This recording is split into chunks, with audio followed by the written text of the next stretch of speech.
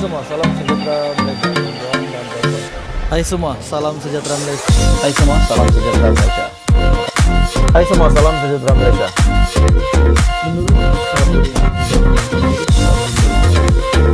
Hai semua, salam sejahtera Malaysia. Tuan-tuan dan puan-puan semua. Hai semua, salam sejahtera Malaysia. Tuan-tuan dan puan-puan semua, selamat pagi semua.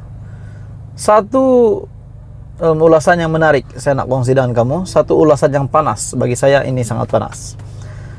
Dari entry terbaru YouTube Raja Petra bin Raja Kamarudin dan dari entry terbaru Twitter RPK bertajuk, betul ke Agong melakukan jenayah dengan memaksa UMNO menyertai kerajaan? Tanda tanya. Sebelum saya meneruskan ulasan kita yang hangat hari ini, apa pendapat tuan-tuan dan puan-puan, Anda semua yang menonton video ini?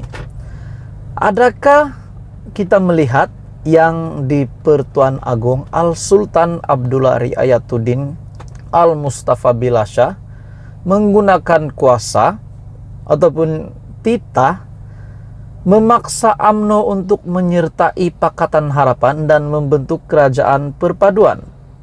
Oke, soalannya saya ulang.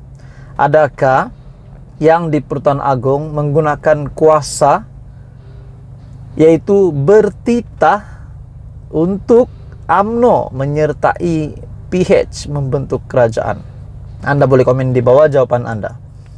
Bagi saya, tuan-tuan dan puan-puan, saya tidak setuju dengan kenyataan Agong memaksa. Itu saya tak setuju. Tapi kalau Agong bertitah dan mencadangkan, itu saya sangat setuju. Untuk pengetahuan, sebelum ini juga Muhyiddin Yassin yang sebagai pengerusi Perikatan Nasional Agong yang di Pertuan Agong telah memberikan cadangan kepada Perikatan Nasional untuk bersama-sama dengan Pakatan Harapan membentuk kerajaan, disebabkan kedudukan keputusan pilihan raya umum yang ke-15 dilihat tidak ada yang dapat majority dan perlu ada gabungan. Namun Muhyiddin Yassin membawa Perikatan Nasional, dan memang Perikatan Nasional sejak dahulu lagi tidak mahu bergabung dengan Pakatan Harapan dengan Datuk Seri Anwar Ibrahim. Jadi dengan kenyataan RPK bahwa betul ke Agong melakukan jenayah dengan memaksa UMNO sertai kerajaan, saya tidak setuju, disebabkan ini bukan paksaan. Seperti yang dikatakan Zaid Hamidi, ini adalah kerajaan perpaduan. Seperti yang dikatakan oleh pemimpin-pemimpin daripada UMNO BN yang menyokong Pakatan Harapan, yang menyokong pembentukan kerajaan disebabkan parlemen tergantung. Untuk menyelesaikan gemelut sudah pasti perlu ada kerajaan, dan pada akhirnya Barisan Nasional telah menyertai Pakatan Harapan membentuk kerajaan perpaduan. Warisan, GRS, GPS dan beberapa partai yang lain telah memilih untuk bersama-sama dengan PH untuk membentuk sebuah kerajaan, yaitu kerajaan perpaduan hari ini.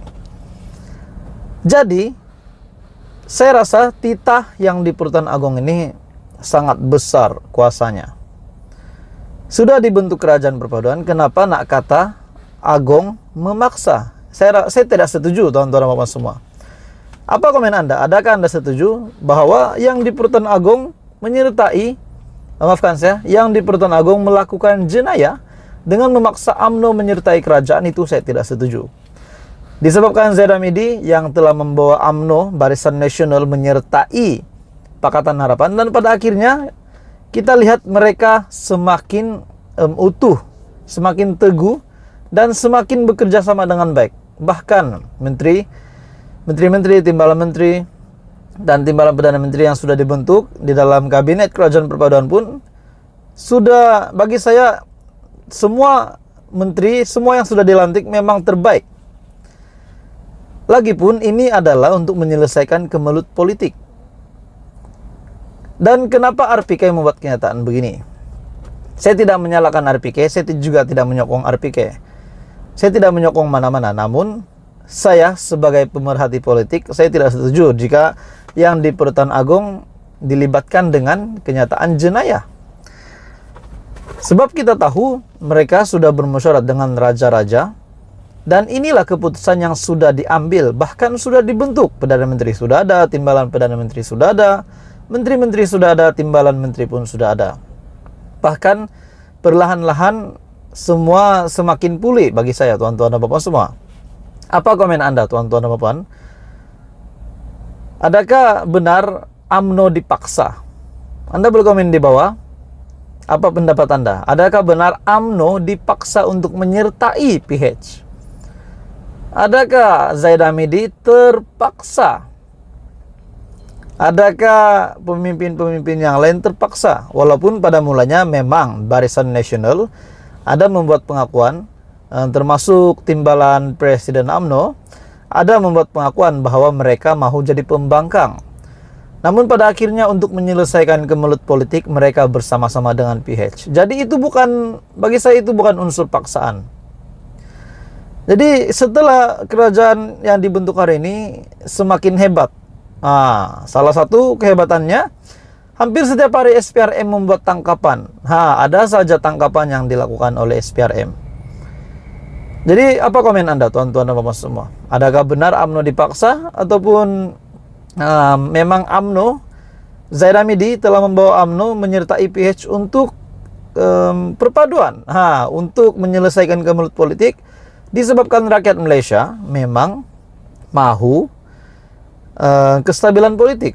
Takkanlah nak gantung parlimen sampai berbulan-bulan kan, tuan-tuan dan bapak semua. Apa komen Anda dengan kenyataan RPK hari ini, di mana beliau berkata, betul ke Agong melakukan jenayah dengan memaksa UMNO menyertai kerajaan? Ataupun RPK membuat kenyataan begini hanya berani disebabkan beliau bukan berada di Malaysia. Ada yang kata beliau ini kuat menyalak tapi takut balik Malaysia. Kalau betul-betul beliau berani, cakaplah depan-depan dengan Datuk Seri Anwar Ibrahim, cakap depan-depan dengan pemimpin-pemimpin kerajaan perpaduan yang beliau hentam hampir setiap hari. Sebelum ini juga beliau ada membuat kenyataan bahwa kerajaan PHBN pintu belakang istana negara. Sedangkan semua disaksikan mengangkat sumpah Perdana Menteri dilantik, yaitu Datuk Seri Anwar Ibrahim, timbalan Perdana Menteri Zaid Hamidi, timbalan Perdana Menteri 2 Fadila Yusof daripada GPS. Jadi bagi saya, tuan-tuan dan bapak semua, saya tidak setuju dengan kenyataan bahwa Agong melakukan jenayah dengan memaksa UMNO menyertai kerajaan. Mungkin ya bagi segelintir UMNO mungkin ada yang terpaksa, namun setelah Zaid Hamidi menyertai PH membawa UMNO BN, perlahan-lahan pemimpin yang lain pun menyokong kerajaan perpaduan yang dibentuk. Apa komen Anda, tuan-tuan dan bapak semua? Teruskan bersama di dalam channel ini. Untuk perkembangan yang politik yang seterusnya, jangan lupa tekan butang like, share video ini, dan jangan lupa tekan butang subscribe.